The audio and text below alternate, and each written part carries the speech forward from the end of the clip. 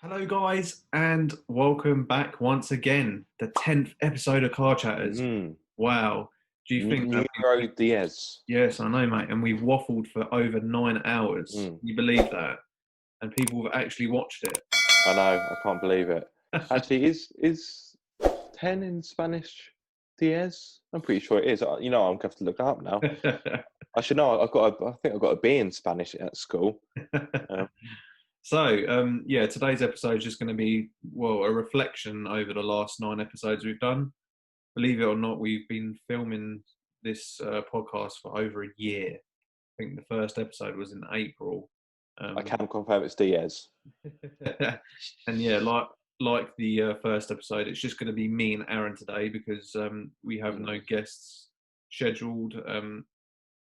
Well, for now anyway. So I thought, we'll use the 10th episode as an even number to just recap. reflect on. Yeah, exactly. Yeah, to just recap on what we've who we've had on. I'm not going to explain everyone because you can go and head over to the playlist. Look at every episode. So, mate, before I ask who was your favourite guest, I should say, how's it been being the co-host of the show? It's been really good. It's been good to be part of something away from my channel. I really enjoy Carchatters because, like you say, we can just talk forever and ever and ever. And I think we could easily make a feature-length episode without running out of things to say. Yeah. So it's just a good platform for us to just have general car banter and have like-minded conversations. So yeah, I'm a big fan of it. Yeah, for me. I just look forward to getting more people on. I think that's what I'd say. Yeah, and for me, the best thing about the show is not just obviously having you as being part of it, but it's having guests on that you wouldn't necessarily meet. Yeah. So, for example, we had Petrolped, who I've never met before. And Great guy. Quite big time in the automotive YouTube industry. So really, really grateful for him to share his time. Of course, we've had Shamotive, who's an automotive clay modeler. So it's completely different from all the other guests we've had on that kind of relate more to cars. So yeah, she was interested in learning what she does, was quite fascinating. Yeah, just everyone that we've had on has shared something special and has added to the show quite a bit. So for me, I can't really say I've had a favourite person on as such because everyone's been great. And the fact that they've actually shared. But you're going to ask me to name a favourite, right? So I Yeah. look like the bad guy who has to choose from one. Well, I've got in first and said that there is. Look, all guests matter. All guests matter. So yeah, no, it's they've shared their own part of what they do in the automotive industry, what they share to everyone else, and yeah, no, it's made the show very interesting, and of course, without them, it wouldn't exist. So a big, big thank you to everyone if you're watching. Of course, everyone that has been watching, all the followers and just people that have generally come across the episodes. It's been, the thing is with a podcast, it isn't really everyone's cup of tea. No, But I've never. Yeah. That's what I've got here. God, what a mug that is. So yeah, no. What, this or me? No comment. So yeah, no, it's I've never done this podcast show to get views. It's just something that I'm passionate about and like doing. So yeah. So yeah, I'm going to put you on the spot now. So who do you? You're actually going to ask me for No, a I'm not. favourite? I'm Cheers, not going to mate. say. I'm not going to say your favourite. I'm going to say who did you? Hang on a minute. Is that a bus I'm about to be thrown under? I'm not going to say who's your coming. favourite because I've just kind of answered that question already by saying there is no favourite. But I'd say who did you look forward to the most, and who did you think? Oh, how can I say it? In regard to who I looked forward to the most, I think I'd have to say Petroped, purely because of like you said earlier, the popularity he has on the automotive YouTube scene. He's been going roughly about the same time as I have, and he's done really well for himself. I think he's approaching 70,000 subscribers if he hasn't already gone over that milestone already. The last, I'd say, 2 years or so, things have just gone really well for him. He's starting a new TV show this month, which is I can't think of the date. I think. So I think it's either the 24th or 26th, but it's on Quest, so check it out, guys. I'm sure Chris will put some details in the video description. But yeah, the bottom line is Pete Petroped, he's done really well for himself, and it was exciting to have a YouTuber of that size on the podcast, which by no means is no disrespect to everyone else we've had on. I want to make that clear, because everyone has brought their own different talents and personalities to the podcast. But just for me, Petroped, he's one of the bigger UK automotive YouTubers. So for me, that's who I was kind of the most excited about, particularly as there have been some other YouTubers that we've approached. I'm not going to name names, and I don't want to get into that, but we have approached some other YouTubers, and they haven't really been forthcoming to want to actively come onto the podcast, which is a bit disappointing, particularly as, because we're now doing them over Zoom because of lockdown, it's not as if they're having to commit a lot of their time. It's an hour or so, and that's exactly it. So it's not as if they're really having to put themselves out. But hey, I'm sure they have their reasons. I'm not here to judge or to comment. But yeah, it would be nice to get more people on. And that's why I bring up being so appreciative towards people's time, because it's an easy thing to do, but still someone's time to take out. That's all. To be fair, Chris, just on that point, actually, I do want to backtrack a little bit. Some of the YouTubers we have approached, they do have their own businesses. Well, some of them approach, some of them have their own businesses, or they work full time. So they're not actually. It's not like we're not working at the moment. So to give a bit of balance, I suppose, a bit of fairness, some of the YouTubers we have contacted are still actively working. So wanted to clear that up. Yeah, and moving on from that, I think we've both been trying to adapt and be busy throughout these last two and a bit months now. So we've been doing Gran Turismo Sport races. So how have you found that? Because you're still doing it on a controller, whereas a lot of the other guys, including myself, are now on wheel rigs and stuff. So it's not an issue, although I did find last week's race was tricky because we did the Circuit de Barcelona, Catalonia, whatever it's called. As you can tell, I'm not a massive F1 buff, so I don't know the names of certain circuits that much. And then afterwards, we did what was the second circuit we did? Brands, didn't we? Brands Grand Prix circuit. Yeah. And again, I've never been a massive fan of Brands Hatch, to be honest, which is weird because I've never actually driven around it, even though where I used to live, that was my nearest circuit. For me to get there from where I used to live would probably only take me about half an hour, 40 minutes. Not that long at all, but it's never really a track that I've been desperate to try. But yeah, both of those circuits, particularly Circuit de Barcelona, that circuit is actually really technical. I struggled with the controller because I found that it's the kind of track where your steering inputs, if you put too much lock on, it's the difference between you going around the corner or you washing too wide. I just really struggled to get the racing line correct. I just found that a lot of the time the car just wanted to wash wide, and the AMG GT3 car that I normally use is the front end is really normally quite responsive, and it kind of darts into corners. But it just felt so big and heavy on that circuit. Yeah, no, and even I was struggling, to be fair, and that's me on a wheel. But saying that, I haven't really driven that circuit before. But no, so it's a bit weird because obviously both of our content rely on real life stuff. I've always been quite an avid gamer, so doing the Gran Turismo Sport thing was obviously new to me, streaming it. But then getting the engagement, like we spoke to JATV about it because he obviously does a bit, and it's good to get. You never, I feel I never get the engagement from real life videos in comparison to the Gran Turismo Sport stuff because Mm. you're actually getting people that follow you involved and you can talk to them, you can have a laugh with them.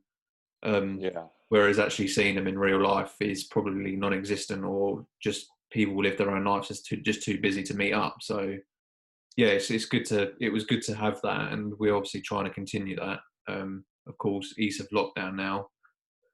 Some guys are going back to work, so yes, trying to get 10+ people in it. We're like eight so far.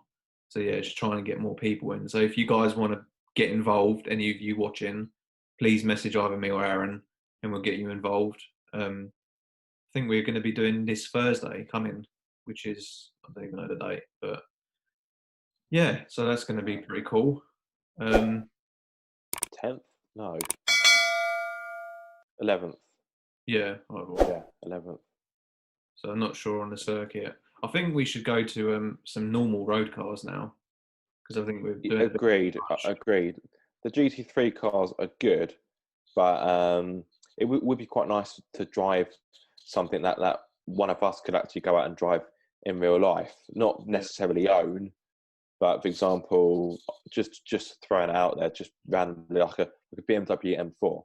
yeah, Of course, it would be tricky for us to get our hands on one, but it's an achievable car for us to drive. Not so much to own, of course, but whereas opposed to, I go back to the AMG GT3 I mentioned a few moments ago. There's a strong chance. There's a very, very, very strong chance that I would never get to drive one. I probably won't even get to see one or sit in one. So to drive one is going to be non-existent. So it would be nice to drive some cars that are more accessible in real life. yeah. And then, as opposed to me, you've been doing well. You're not a stranger to vlogs, but you haven't done one for quite well. You haven't done a load of them for quite a while. Um, so you've been obviously doing Vlogdown. Um, have you decided whether you're coming to an end with it now, or are you going to continue Um, in a different like disguise? Or yes and no. So the format will kind of stay, yeah, but I think the name's going because I think the blog down name has lost its relevance somewhat. Although the UK is still in a lockdown, things have eased up, particularly in England.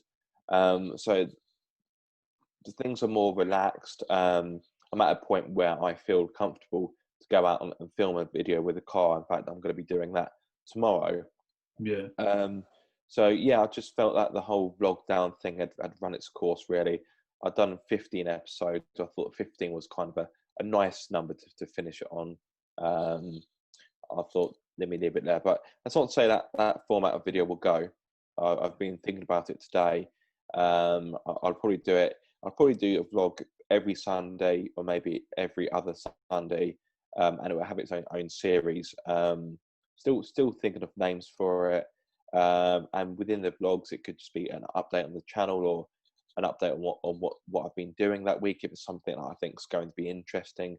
Obviously, if I've just been reviewing like a mid-range Ford Fiesta, then it's probably something people don't really want to know about too much. But if I've been to a particularly exciting launch, which of course won't happen for quite some time because of COVID-19, or maybe I've just got some big news to bring to the channel. So I'll do that sort of thing. I also want to do more videos on car news as well, because that's something I was thinking about doing before lockdown anyway.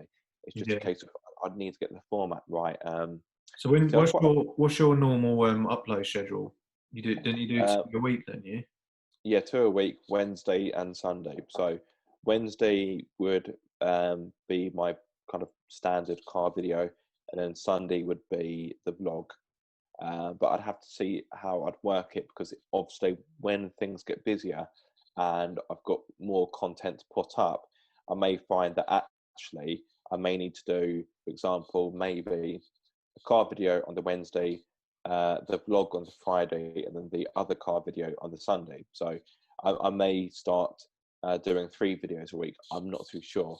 I don't want to do more than 3 videos a week. So I think that's just, it's just too much. There are some YouTubers I see, some car YouTubers that put up a lot of content, and if it's good content, then fair enough. But sometimes you see a video go up and you think, well, you're just posting it for the sake of it. I've spoken about in the past that videos need to have value. Yeah. If you feel that your video has little or no value to your audience, to your viewers, then it's not really worth your time making it, and it's not really worth their time watching it. So it's very difficult to get the balance between quality and quantity. But I think 2 videos a week is ample, to be honest. 3 videos, that's probably going to be fine as well. But I think anything more than 3 is excessive, unless you're someone like Smee150. I don't know if he's still putting up daily videos, but I know he was putting up daily videos for a very significant amount of time. And obviously for him, you can warrant doing everyday videos because of the caliber of cars that he has access to, whether it's from a press office or from a dealership, like a luxury car dealership, or whether it's his own fleet of cars, which is probably more extensive than some press fleets, to be honest. Certainly more expensive. I think he actually struggled during a lockdown. Probably caught him off guard. And you've only now seen like nearer to like the last week or so that he's actually started to bring videos back. But that's only because of ease of lockdown. It's as you said when we first started, you have to adapt quickly to it. Exactly. The thing is, it's easy to get down about it and think, oh God, this isn't ideal, blah blah blah. But you have to step back and think, actually, well, everybody's in the same boat. Yeah. And in some ways, excuse me, going a bit croaky. In some ways, it's kind of a blessing in disguise, particularly if you've been doing YouTube for a long time. I wouldn't say I've been doing YouTube. I wouldn't put myself in that category, because people like Supercars of London have been doing it for about 10, 11 years. He is one of the OGs, if you want to use that phrase. But my point is that it gives you the opportunity to have to think outside the box and to do something different. So there may have been some YouTubers where their content could potentially have been stagnant, or they were kind of going through the motions. All of a sudden, they've had to wake up because they can't do what they normally do, and they've had to film in a new, different way that they are normally accustomed to. So yes, it is a bit of a pain in the arse, but at the same time, it's the opportunity to take up a new challenge and think, okay, I'm in this situation, I can't do this, I can't do that, but what can I do? And then go from there. Yeah, because obviously no matter how serious this obviously whole pandemic's been, there's always going to be something else that will create issues for you in your general everyday life. Yeah, it's always a test, and I think it was a good test to see how people can adapt to certain things and do certain things a different way to how they usually are. It's almost taking you out your comfort zone. But yeah, I mean, for me, with the Gran Turismo Sport thing, I was a bit apprehensive at the start about how people would perceive it, because my channel doesn't, even though it's a game, it's still, it's not what my general content is about. But I think people kind of understood why I've done it, and can respect it. And of course, the people that join, like yourself, have really nothing else to do.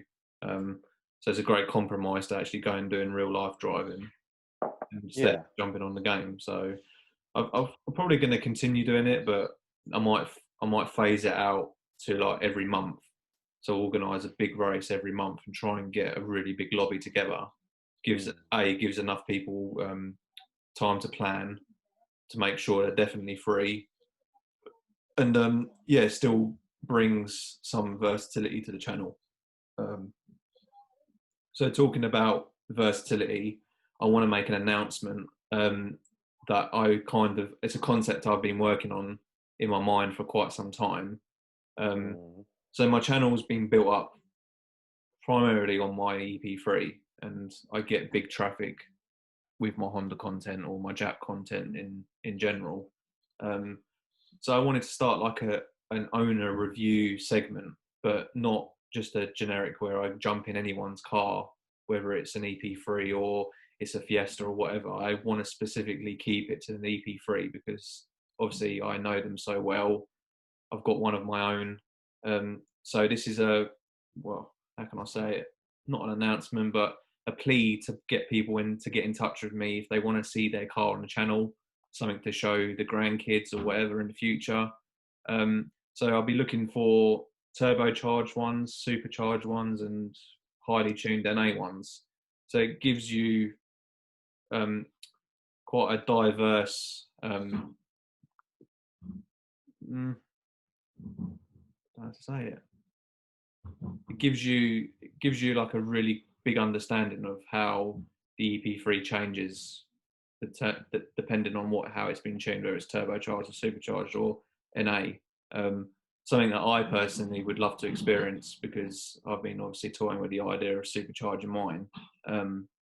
But I think before I do that, it would be a great opportunity to see if people would be interested to let me experience their cars and see what they're like and Yeah.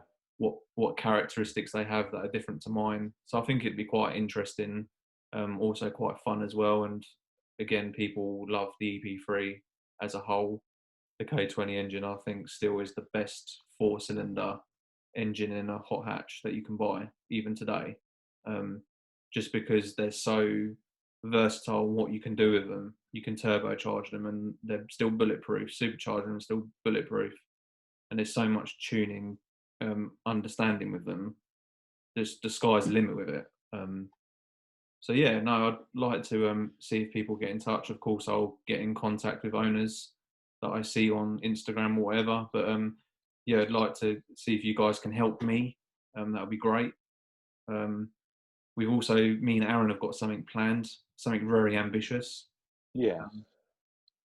All I'm going to say is it's going to be a series on YouTube. So it's almost going to be like Yeah. a TV series. I'd probably say that would be it on what we'll disclose at this point because Yeah. we're still planning it. We've used this time during lockdown to sit down together and storyboard everything. Still quite a bit to go.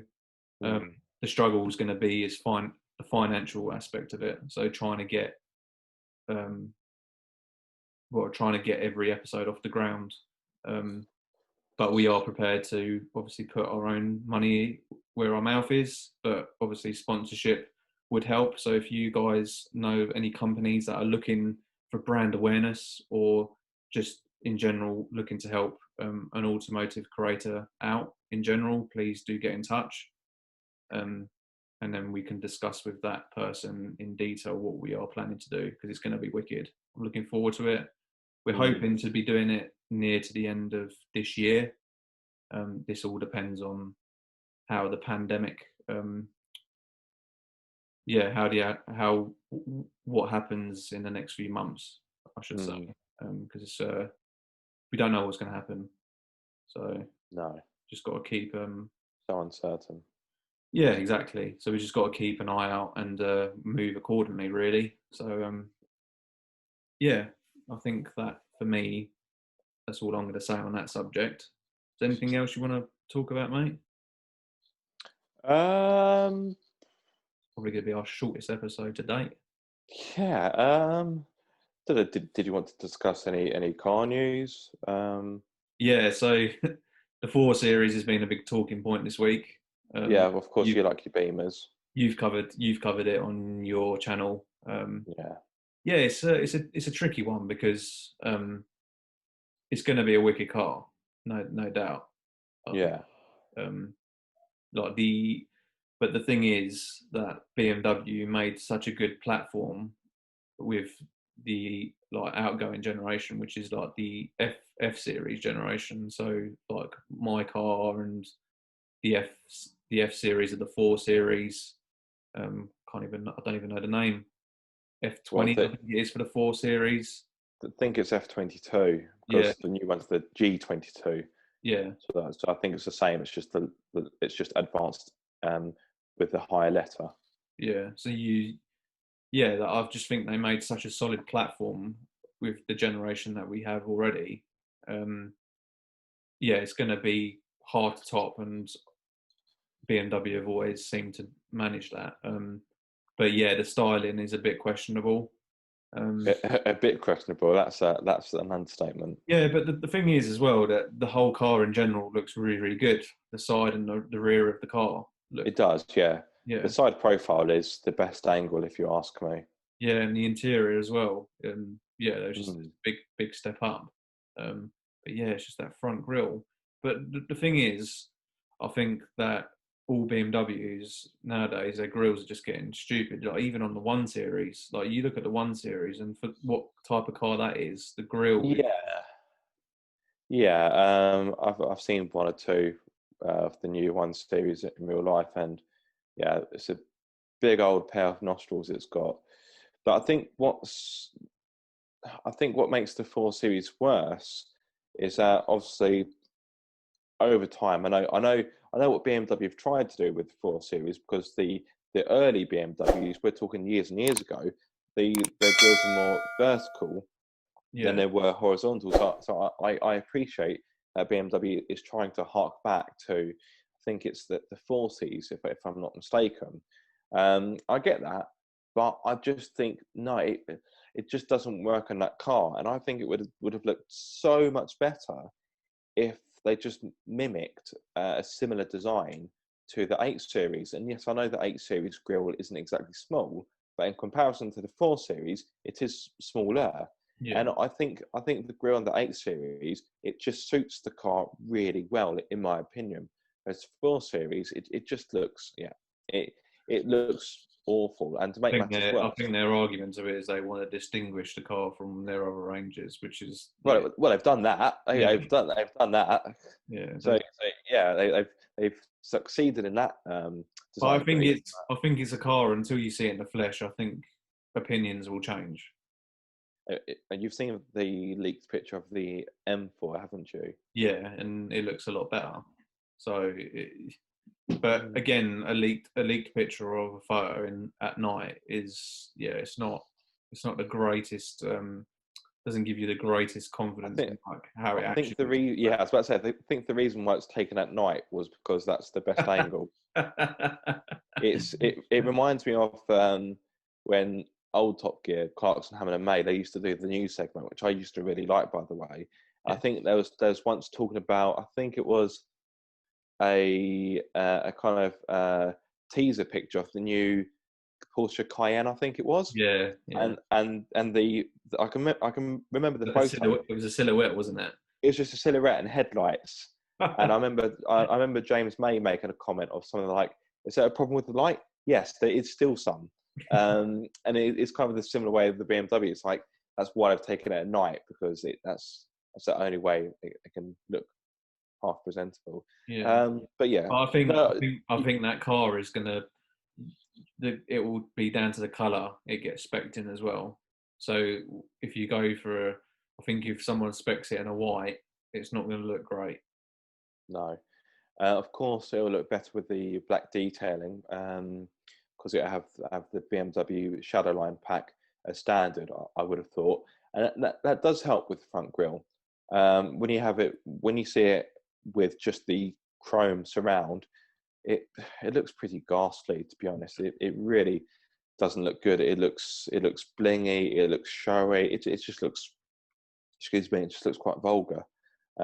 So I think my lunch is trying to escape just while I've got that car in my mind. You got to give it to BMW announcing it at this point because everyone's eyes is on it. You you can't get away from it. No matter where you are, you're going No, to see it. So yeah, no, unfortunately. yeah, but no, it's a brave move from them, and yeah, even though I'm a bit skeptical on the front of it, I'm looking forward to seeing it. And Yeah, the rest of the car looks great. It's just those front grills. Well, having said that, I think the front end is just a bit too fussy in general. I think it's a bit too much going on. It's too busy. I think it's just because the grills have taken up so much space that the rest of the design team have had very little room to work with on the bumper. Yeah, and for other cars that have been announced or showcased the last month or so, there's not been many. Well, the thing is, this is a tough time for the car industry, isn't Yeah, it? And I think as a car manufacturer, you don't really want to say, "Hey, look at our brand new sparkly car," when you've got people losing their jobs and struggling financially.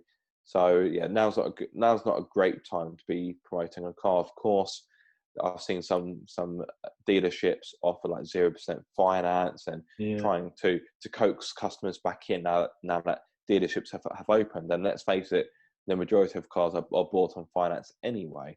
But yeah, it's not a great time for the car industry.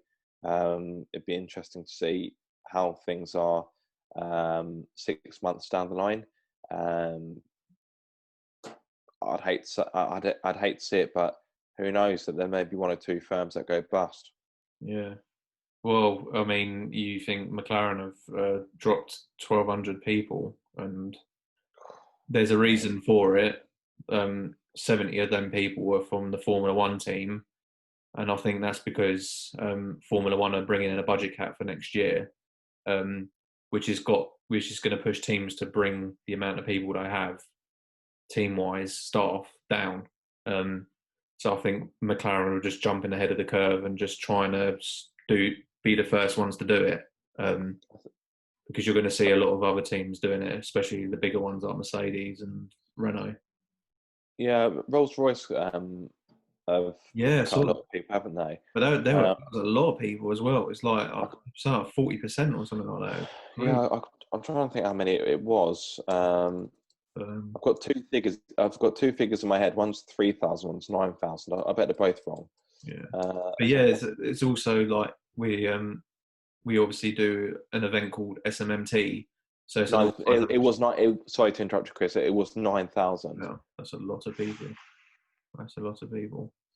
And Yeah. yeah, like coming back to SMMT, so me and Aaron and a load of other people do this event, which is held by this organisation, called SMMT, Mm, and they've moved their test day to later on in the year, and that's going to be very interesting to see what manufacturers come, because of course for every press office it costs them money to go to this event. Um, so yeah, on top of actual press offices given cars, there seems to be quite a few automotive creators that are going, I'm getting shed loads of cars from next week, and I'm like, really? It's yeah. very surprising. That surprises me. Just to go back to that Rolls Royce thing, I've just looked into a bit further, just to add a bit of clarity. That's actually for their for the airline staff, because Oh, okay. let's not forget Rolls Royce is still Yeah, jet involved engines, right? in the aviation industry. So yeah, it seems drastic, and it is still drastic. Don't get me wrong. I don't want to take anything away from it, but from what I just quickly googled, I don't think it's anything to do with the automotive side. It's more aviation, but still 9,000 jobs. That's a lot of people A lot of people. having to go to their families and say, I lost my job. So yeah, grim times. I think that's a reminder of just how devastating, not just from a health perspective, COVID-19 can be, but also from a financial and livelihood perspective as well. Yeah, and also you're going to see a lot more of this going on after the furlough scheme finishes, Yeah, because sadly so. if you didn't know, when you're on furlough, you can't be sacked, you can't be made redundant. It's only until you're taken off furlough then there's a potential for your company to make you redundant or sack you or whatever it is. Yes.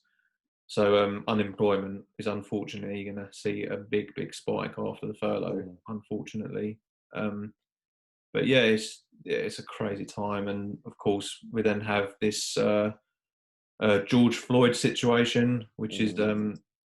absolutely disgusting. I mean, Yeah, it's crazy to think that things like this are still happening in 2020, and yeah. But I feel for it. I have obviously a lot of friends in that criteria. Um, mm, And even for myself, I've experienced racism quite a bit in my younger years. But I feel it's kind of solely taken on to the Black Lives Matter, where it should actually be all life matters, no matter what colour you are. Everyone should Yeah, be treated equally. And I feel, although it's horrible, and it shouldn't happen, I'm not condoning it one bit. It's still, it's a very tricky subject, and I feel that no matter yeah, what it's done, you're always going to have it, and it's just it's difficult subject, and there's certain areas where there's not really a right or a wrong answer. yeah, Obviously, racism is completely wrong. Of course, it is. I don't even need to say that, but I can see why some people have the opinion of it shouldn't be Black Lives Matter, all lives matter, and that's true. All lives do matter. We all bleed the same kind of blood. We all breathe the same air. yeah, So yeah, I completely get that. But on the other side of the coin, I get why Black Lives Matter is a movement. Is because the Black community is hurting right now, and it's been this way for a long time.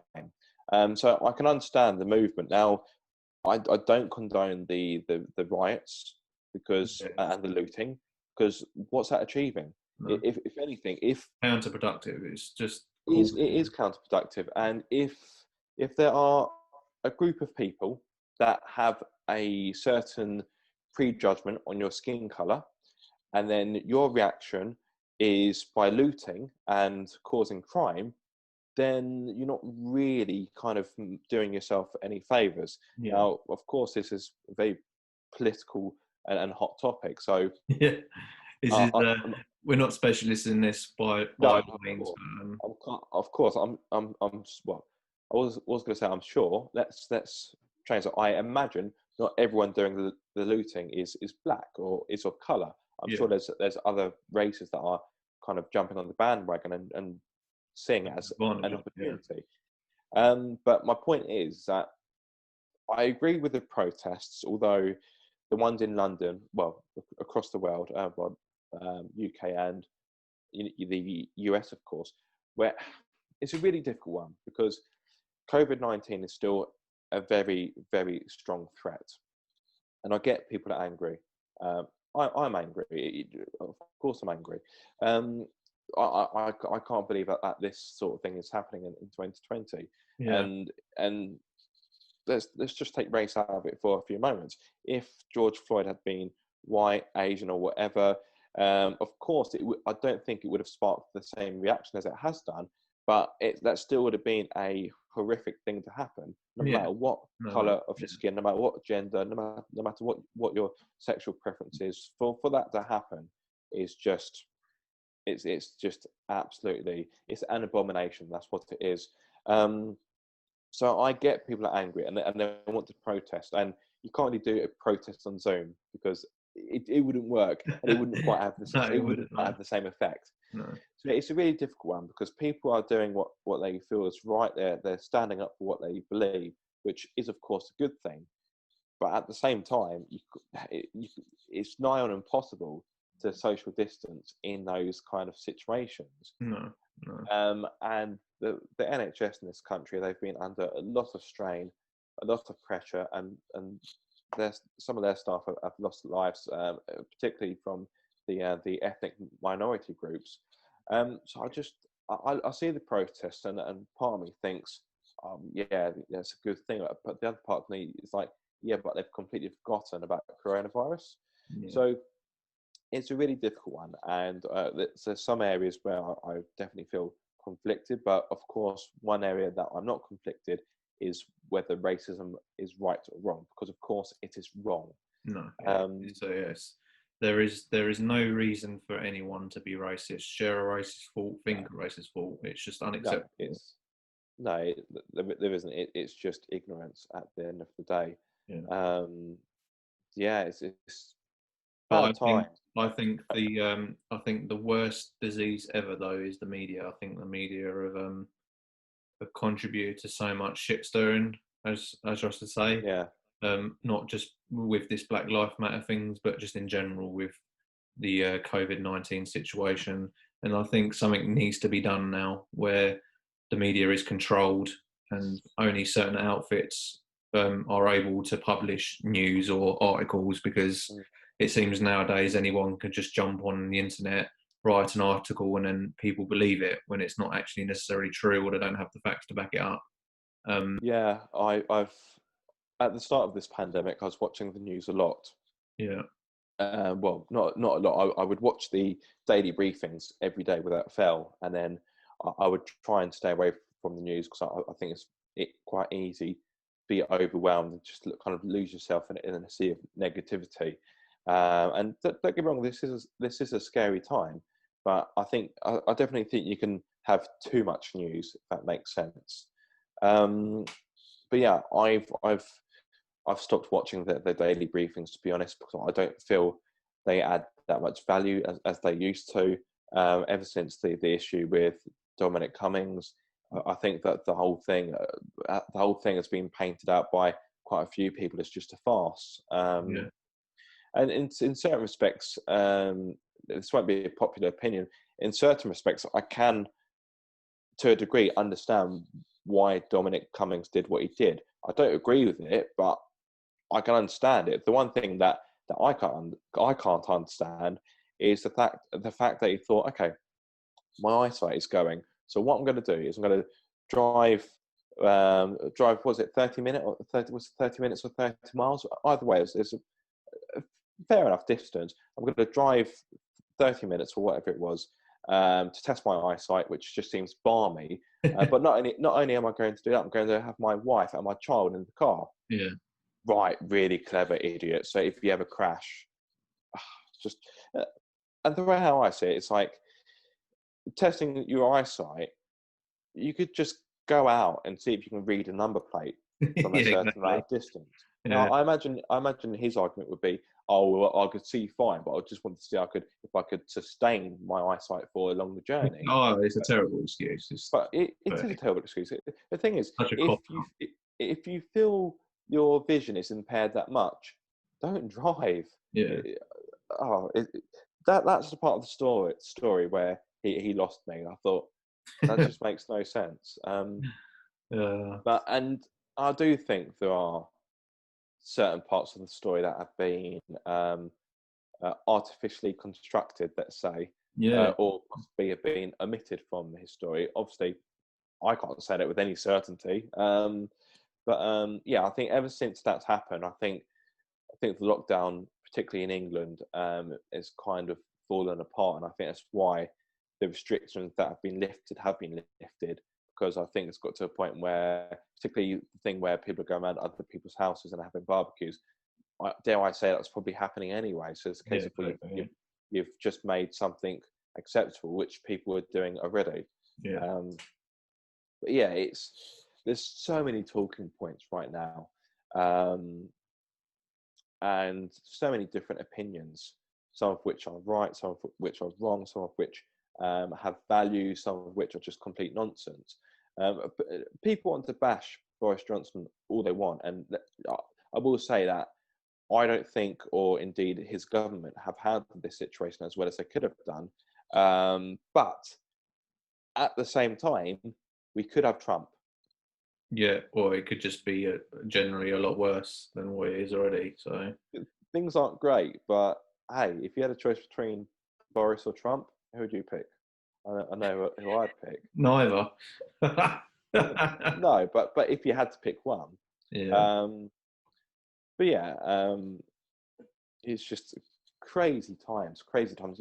You really couldn't make it up, could you? No. You, But yeah, going back to what I was saying, I don't watch the daily briefings anymore because they don't really add any value. I have less faith in what is being told to us because I just think, well, are you just doing that more for your own benefit as opposed to the public's? And one thing that annoys me about the briefings is that quite often the same questions get asked by the media, whether it's another journalist asking a similar question or if it's the same question being asked that was asked yesterday. It's a case of, and some of the questions they ask, you think you're not going to get an honest answer for that. They're just going to give you a bit of spin and try and answer a question you haven't asked. Yeah, So exactly. some questions I think there's no point asking because they're not gonna hold their hand and go, okay, you've got me. Yeah, we were lying about that. Soz. It's not gonna happen, is it? uh, Anyway, enough of politics because there's even the Yes. Madeleine McCann thing that's just been brought back up again, and I'm not even going to go Yeah. to that because that's Exactly, and let's face it, we are far from experts on politics. So I think I definitely think we have overrun our course on that one by a long that is. shot. Let's stick to cars, even though Yeah, we don't actually know too much about them either. But yeah, no, exactly.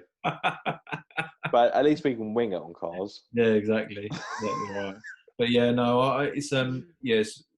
Even though there's general uncertainty, I think the uncertainty for the automotive industry is a very, very big topic. Because Yeah, it definitely is, and yeah, I just hope that because the thing is, we make a lot of stuff in the UK. We may not produce our own home built cars like we used to, although many would argue that cars built by British Leyden were just likely to fall apart anyway. So we're not really missing anything there. But Nissan have still got a plant here. Honda have got a plant here for the time being, because of course that's Mini, going. Mini, of course, yep. Rolls Royce. yeah. Um, who else? There's like smaller Nothing. companies like Noble, BAC. Yeah, yeah. Ford have got a few plants over here as well, of course. So yeah. There will be people say, "Oh, Britain doesn't make anything anymore," but that's complete rubbish because we do. Yeah. It may not be specifically for our companies, so to speak. So of course, Nissan is a Japanese company, so is Honda for that matter. But we still have a very quite a strong presence Yeah. in the Even automotive industry. even motorsport, that's like one of the country's biggest economic superpowers is motorsport. Well, yeah, look at McLaren. You mentioned it earlier. Yeah, yeah. So it's and even Formula One, like they're struggling, and obviously they're going back to racing on the 3rd and 4th of July. So yeah, they're obviously cracking on, trying But trying thing is with F1, my idea of F1 struggling is like Lewis Hamilton only being able to afford 2 yachts instead of one. to. Is that really struggling? Oh no! Well, Good heavens! I can only have 8 holidays this year. A travesty. so this Um, is the thing as well. That like how's it going to affect drivers being paid? Like drivers now are getting even more money than they've ever got before. So it's yeah. imagine someone like Sebastian Vettel being put on furlough.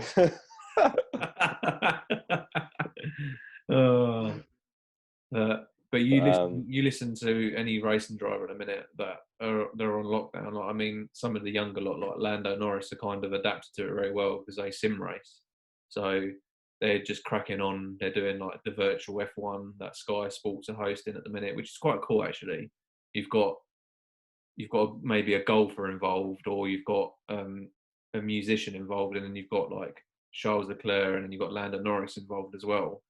And they're doing this like half race duration on Sky Sports still, but in virtual on F1 2019, and it's still quite fun to watch. It's not the real thing, of course, but again, they've adapted to it. And but some of the I'd to say more seasoned drivers are just they don't really agree with sim racing, and yeah, they've just got caught out, and they're not really doing much with themselves at the minute. So yeah, but it's not like where it's not affected one person, it's affected everyone. No matter who you talk to, it's affected them. yeah, um, exactly. it's not like And you can go to a private island where you're away from it all and you have no worries. You can't escape from it. So yeah, ultimately, we're all in this together. Of course, some people are in better positions than others, but ultimately, we are in the same boat. Some of us may have nicer cabins, but yeah, we're still going through the same kind of experience. yeah. And I mean, at the same time, we've got we've we've got to somehow now push forward and Yeah, go back to normal, because you can't, as much as all the things that have gone on the last 2 months, it's not going to stay like it forever. Come on, No. let's be honest. So there's got to be a point where normality is pushed forward. Like even my dad's racing on the beginning of July, so it's things are happening where you're going back to normal. Of course, measures are going to be put into place, but once you start hosting all these events, boxing or whatever, it's going to get to a point where it's going to push for crowds to be put back into these situations, because that's how Yeah. things are sold and how these things are, how the money's made in them, really. But I think, for example, Formula One, they're obviously going to be closed races for, I think, the first few meetings, but I'd rather that than not have any Formula One. Yeah, exactly. It's the same with football. I don't know how long football will be will be played behind closed doors. But for me, if it's a choice between that and no football, then of course I'm going to take the behind closed doors option. So I look forward to football coming back. It feels like it's been gone for ages. It's like Um, it's like with boxing as well. Like there's so many boxers that share different opinions. There's boxers that kind of just started their pro career and they've kind of not really fought in front of many people anyway, and they're like, "Well, throw me in, I don't care." And then there's people like Tyson Fury that go, "No, I want to fight with a crowd. That's how I sell a fight." And hmm, I won't be able to get paid the money I can without a crowd. It's impossible. So it's a really interesting debate. And then it's also going to push fighters now that have been off for like 2 months to be thrown in a deep end with maybe a world title contention or something. So they're going to they're going to almost be catapulted in their career because they need to. Otherwise, they may never get the opportunity again. Um, hmm. so even though there's been like heavy negative points to it, it's actually going to, sport in general is going to be pushed to a positive situation regardless. Because you can't, you've been sitting around hanging around for months, you can't continue to do that. So like, for example, certain boxers can't be choosy who they fight. They've got to fight that person whether they like it or not, because if they don't, they lose their opportunity. Um, So it's kind of, for some sports like boxing, it's going to put it back to like a fresh slate, and it's going to start again, and be it's going to be good. Um, Yeah. so yeah, I'm looking forward to it. I'm looking forward to it. But yeah, I think we've kind of diverted into. So this is what happens when we don't have a guest, guys. This is what happens. Yeah. But yeah, speaking of guests, we really do want to have more people on. I think Yeah. me and Aaron discussed off camera that we kind of want to have guests on to relate, to talk about Black Lives Matter, because we want to kind of relate that to the automotive industry and how Hmm. people of colour, I don't know if that's the right way to say it, Yeah. but Well, I'm not offended by it. So let's put it that way. yeah, so yeah, we want to see how they've been affected, not just by the recent events, but just in general, how they've lived their life in the segment, and how they've adapted to it. In theory, they shouldn't really have to adapt to anything, but Hmm. yeah. So we would like to have some. We've got some people that we're starting to ask. So you just got to tune in and subscribe, of course, to keep an eye out for it. But if you guys in particular would like to see anyone, please do leave in the comments below. We'll get in contact with them. The more the merrier, of course. And yeah, I'd say here's to another 10 episodes. And more. Yeah, exactly right. And of course, thank you, mate, for joining. My pleasure, pal. My pleasure. Do appreciate it. But yeah, I think we're going to sign out now. Yeah. Be sure Good to time to sign subscribe, out. like, comment, and of course, head over to Carb Session. Aaron's doing a lot of things. Of course, he's going to have a few announcements of his own um, in the next coming weeks. Hopefully, I'm looking forward to it. Yeah. Yeah. I already Should have everything announced by the end of the month, early July, I'd going say. to be it's going to be some shock horror, and then there's going to be some epic surprise. I know everything about it, and it's killing me not to say anything. But yeah, I'm not gonna, mate. but yeah, no, it's going to be interesting, and hopefully I'll be able to help Aaron out with that journey that he's about to embark, which is going to be pretty cool. But yeah, other than that, thanks for watching, and Thank you so much, guys. Look yeah, after take yourself. care, and I Stay will safe see with that. you. I will see you on Wednesday, which is when this is going to be dropped. So you're watching this now, and then Thursday is going to be the Gran Turismo Sport Race, and then Friday is going to be my next video on the Beamer. So Ooh, busy week for you, good yeah, sir. it's A busy crazy, week. man. It is. It's mental. I'm a changed man. Until next week. But yeah. Anyway, guys, stay safe. Keep safe anyway, and yeah, we'll catch you guys very soon. Hopefully with another guest. Until Yeah, then, hopefully so. see See you you then, soon. guys. Goodbye. Bye for now.